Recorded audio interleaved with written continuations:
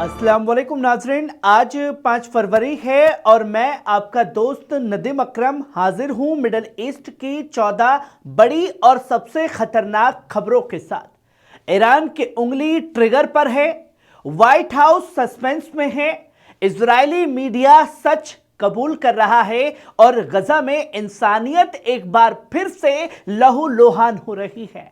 तो सवाल साफ है, डिप्लोमेसी बचेगी या तबाही आएगी? ये तमाम बड़ी खबरें आपकी स्क्रीन पर होंगी। जहां पहली खबर देख सकते हैं, ओमान में ईरान अमेरिका बातचीत पर सहमति बन गई है। दोस्तों, एक बड़ी डिप्लोमेटिक खबर भी सामने आई है। एक्सियोस की रिपोर्ट के मुताबिक अरब और इस्लामी देशों के जबरदस्त दबाव के बाद अमेरिका ने ओमान में ईरान से बातचीत पर रजामंदी दे दी है। कम से कम 9 मिडल ईस्ट देशों ने ट्रंप प्रशासन को सीधा पैगाम भेजा कि यह मीटिंग रद्द नहीं की जाएगी। इन मुल्कों ने साफ तौर पर चेताया कि अगर बातचीत बंद हुई तो पूरे रीजन में हालत और बिगड़ सकते हैं। अब ओमान में होने वाली ये बातचीत मिडल ईस्ट के भविष्य के लिए बेहद अहम मानी जा रही है। वहीं आप ये दूसरी खबर देखिए, ईरान का दो टूक जवाब डोनाल्ड ट्रंप को। दोस्तों, अमेरिका और ईरान के बीच बातचीत अब भी बेहद तनावर भरी हुई है। रॉयटर्स की रिपोर्ट के मुताबिक साफ तौर पर कहा जा रहा है कि तेहरान ने साफ कह दिया है कि अपने बैलिस्टिक मिसाइल प्रोग्राम पर कोई रियायत नहीं दी जाएगी। यह उसकी रेड लाइन है, इसको छोड़ करके सिर्फ न्यूक्लियर पर बात होगी। उधर हिब्रू जबान की रिपोर्ट में चेतावनी दी गई है कि अगर शुक्रवार को बातचीत नाकाम हुई तो इजराइल और अमेरिका ईरान पर बड़े सैन्य हमलों की तरफ बढ़ सकते हैं। अब सवाल सबसे बड़ा यही है, क्या डिप्लोमेसी जीत पाएगी या मिडल ईस्ट एक नई जंग की तरफ बढ़ता चला जाएगा? वहीं आप ये तीसरी खबर देखिए, ईरान में बड़ी सिक्योरिटी कामयाबी। दोस्तों, ईरान में एक बड़ी सिक्योरिटी कार्रवाई सामने आई है। पश्चिम अजरबैजान की इंटेलिजेंस एजेंसी ने 14 टन वजन की हथियार की खेप जब्त कर ली है, जो ईरान में दाखिल की जा रही थी। किसी बड़े हमले की साजिश चल रही थी। इस खेप में इलेक्ट्रिक शॉकर, डंडे, चाकू और लेजर डिवाइस शामिल थे। रिपोर्ट के मुताबिक कई हथियार आम सामान की शक्ल में छुपाए गए थे। इस मामले में अब तक कई लोगों को ईरान में गिरफ्तार कर लिया गया है, जिनमें एक विदेशी शख्स भी शामिल है, जिसके ताल्लुक CIA मोसाद से जुड़े हुए थे। सिक्योरिटी एजेंसियों का साफ तौर पर कहना है कि यह खेप दंगों और हिंसा फैलाने के लिए लाई जा रही थी। वहीं आप ये चौथी खबर देखिए, ईरान का बड़ा बयान, डिप्लोमेसी से ज्यादा मिलिट्री तैयारी, उंगली ट्रिगर पर है। दोस्तों, ईरान से एक सख्त और अहम बयान भी सामने आया है। ईरानी पत्रकार संघ के प्रमुख माशाअल्लाह शम्स अल वाइजिन ने साफ तौर पर कहा है कि ईरान इस वक्त डिप्लोमेटिक तौर पर नहीं बल्कि मिलिट्री तौर पर ज्यादा तैयार है। उन्होंने साफ कहा कि ईरान की हाथ ट्रिगर पर है और किसी भी हमले का फौरन जवाब दिया जाएगा। इस बयान से यह साफ है कि रीजन में तनाव और जंग का खतरा बना हुआ है, अब और गहरा होता जा रहा है।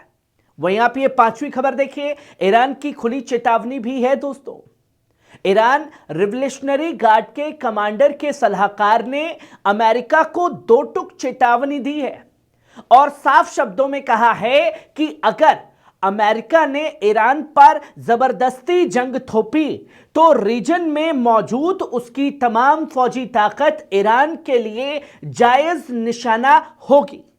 और साफ में यह भी कहा कि जवाब सिर्फ एक या दो बेस पर हमला नहीं होगा, बल्कि बड़ा और फैला हुआ हो सकता है। यानी कि एक साथ ईरान अमेरिका के कई बेस को निशाना बना सकता है अलग अलग देशों में। ईरान के रहबर के निर्देश के मुताबिक इसके बाद एक रीजनल वॉर भी शुरू हो सकती है।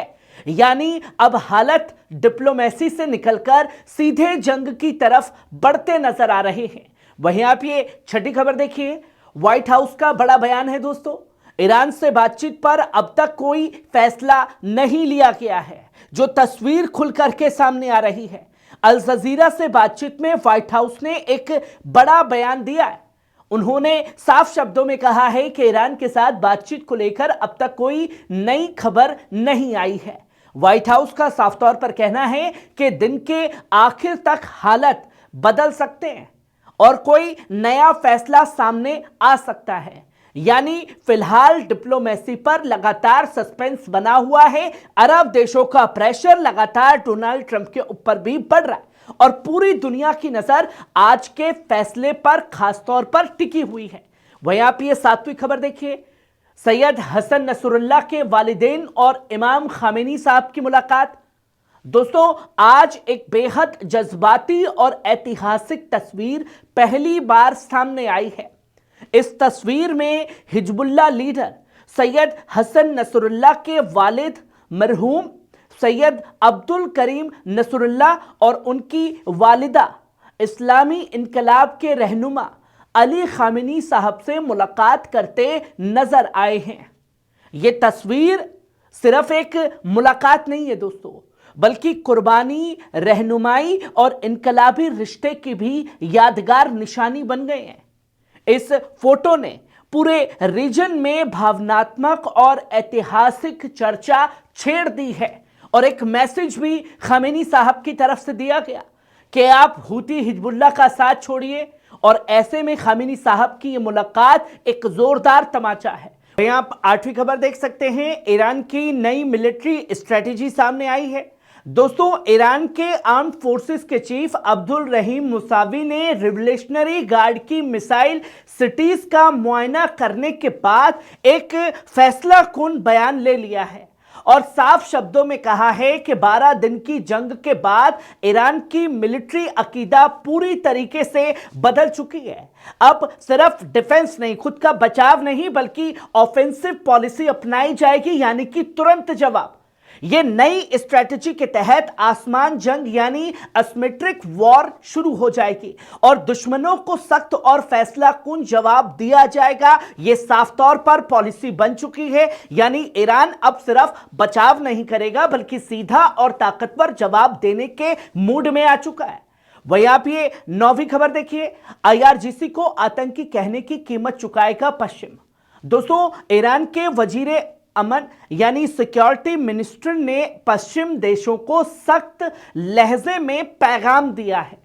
उन्होंने साफ शब्दों में कहा है कि जो मुल्क आतंकियों को पनाह देते हैं वही आज ईरानी रिवोल्यूशनरी गार्ड को आतंकी संगठन घोषित कर रहे हैं और ये उनको जवाब देना होगा। ईरानी मंत्री ने साफ कहा कि पश्चिम को इस फैसले की भारी कीमत चुकानी पड़ेगी और ये दोहरा मापदंड अब पूरी तरीके से बेनकाब दुनिया के सामने हो चुका है। इस बयान से साफ है कि ईरान और पश्चिम के बीच टकराव और ज्यादा तेज होता जा रहा है, जो तस्वीरें खुल करके सामने आई हैं। वहीं आप 10वीं खबर देख सकते हैं, कुवैत के प्रधानमंत्री की बड़ी अपील भी है। दोस्तों, कुवैत के प्रधानमंत्री ने हालत पर अहम बयान दिया है। उन्होंने साफ कहा कि मैं अमन और शांतिपूर्ण हल चाहता हूं। उन्होंने साफ तौर पर यह भी चेताया कि अगर जंग छिड़ गई तो अल्लाह ही जानता है कि आगे क्या होगा। यह सिर्फ ईरान की नहीं बल्कि पूरे मिडिल ईस्ट की जंग बन जाएगी। उन्होंने तमाम मुल्कों से अपील की कि इस रीजन में समझदारी और अक्लमंदी से मसलों को हल किया जाए। यानी कुवैत का पैगाम एकदम साफ है, जंग नहीं डिप्लोमेसी और अमन ही रास्ता है, जो कि पैगाम दिया गया। वहीं आप ये 11वीं खबर देखिए, इजरायली अखबार का बड़ा कबूलनामा। दोस्तों, ये खबर खास तौर पर उन लोगों के लिए है जो ये कहते हैं कि ईरान के हमलों से, हूती हिजबुल्लाह के हमलों से तुच्छ नहीं हो रहा है। अब ये चौंकाने वाला खुलासा खुद हेरिटेज अखबार ने किया है, जिसमें लिखा है इजरायली ऑपरेशनों को रोक सकता है, देरी करा सकता है, लेकिन ईरान को पूरी तरह तबाह नहीं कर सकता। यहां तक कि अमेरिका अपनी पूरी हथियारों की ताकत के साथ भी हवा से किसी ऐसे मुल्क को झुका नहीं सकता। मारिव ने ईरान को एक रीजनल एम्पायर बताया है और कहा कि इतिहास गवाह है कि ऐसे मुल्क को तोड़ना बेहद मुश्किल है। यानी दुश्मन भी मान रहा है कि ईरान को हराना आसान नहीं है। और यह मैं नहीं कह रहा हूं, बल्कि हिब्रू भाषा में छपे मारिव और हेरिटेज अखबार साफ तौर पर लिख रहे हैं। वहीं आप ये 12वीं खबर देखिए दोस्तों, अमेरिका कांग्रेस के डेमोक्रेट सांसद टेड लियू ने एक चौंकाने वाला बड़ा बयान दिया है। उन्होंने साफ तौर पर कहा है कि एप्स्टीन फाइल्स में डोनाल्ड ट्रंप का नाम हजारों बार दर्ज है, एक दो बार नहीं बल्कि हजारों बार, और इन फाइलों में बहुत गंभीर इल्जामों का जिक्र डोनाल्ड ट्रंप पर किया गया है। टेड लियू के मुताबिक ये आरोप बेहद परेशान करने वाले हैं और इन पर पूरी जांच होना बेहद जरूरी है। यानी कि एप्स्टीन फाइल में डोनाल्ड ट्रंप अब खुद फंस रहा है। फिलहाल यह बयान सियासी बहस को और ज्यादा तेज कर रहा है अमेरिका में। वहीं आप ये 13वीं खबर देखिए, सऊदी क्राउन प्रिंस और जर्मन चांसलर के बीच खास बातचीत जारी है। दोस्तों ये तस्वीर खासतौर पर सऊदी अरब से सामने आई है, जिसने जर्मन चांसलर से मुलाकात करके एक खलबली मचा दी है। दोस्तों सऊदी अरब की राजधानी रियाद में एक अहम डिप्लोमेटिक मुलाकात सामने आई है। सऊदी क्राउन प्रिंस मोहम्मद बिन सलमान ने जर्मनी के चांसलर फ्रेडरिच मर्ज से का अल यामामा पैलेस में इस्तकबाल किया है। दोनों नेताओं के बीच आधिकारिक मीटिंग हुई है, जिसमें द्विपक्षीय रिश्तों, इकोनॉमी और रीजनल हालत पर गंभीर बातचीत भी की गई है। यह मुलाकात सऊदी जर्मनी ताल्लुकात को और मजबूत करने की दिशा में एक बड़ा कदम भी माना जा रहा है। वहीं आप ये आखिरी और 14वीं खबर देखिए, गजा में एम्बुलेंस कर्मी की मौत पर रेड क्रॉस नाराजगी ही दर्ज की जा रही है। दोस्तों international federations of red cross and red crescent international federations of red cross and red crescent societies ने गजा में अपने एक ऑन ड्यूटी साथी की हत्या पर गहरा गुस्सा जाहिर किया है। पैलेस्टीन रेड क्रिसेंट सोसाइटी के पैरामेडिक हुसैन हसन अल समीरी खान यूनुस के अल मवासी इलाके में जिंदगी बचाने की ड्यूटी करते हुए हमले में शहीद हो गए। आईएफआरसी के मुताबिक अक्टूबर 2023 से अब तक 30 मेडिकल और राहत कर्मियों को शहीद किया जा चुका है। संस्था ने साफ कहा, इंसानी मदद करने वालों को हर हाल में इज्जत और हिफाजत मिलनी चाहिए। ये आतंकी हमले इजराइल के रुकने चाहिए। नाज़रीन ये थी मिडल ईस्ट की 14 सबसे बड़ी अहम खबरें। आपको कैसी लगी कमेंट बॉक्स में आकर के अपनी राय जरूर दीजिएगा। शुक्रिया।